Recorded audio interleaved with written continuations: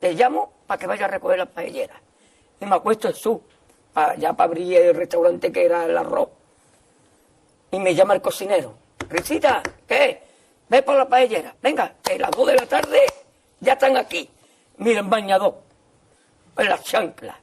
Todo despeinado porque no me dio tiempo nada ponerme las chanclas y el bañador. Voy a la playa, había subido la marea. ¿Y tú?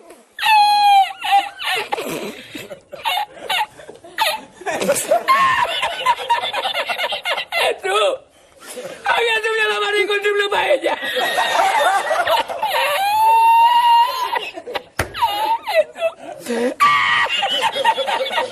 Y la encontré porque estaba la paellera agarrada metida entre las piedras de Chipiona, del faro.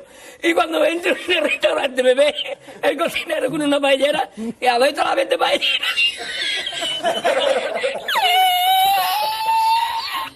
¡Asómate!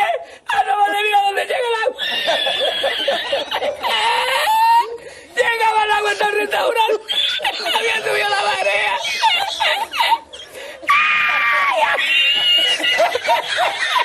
¿Y tú? ¡Ay, qué hacemos ahora! Con los dos sacos de arroz. ¡Ay, llama para Sevilla! ¡Llama a Sevilla que traigo paella!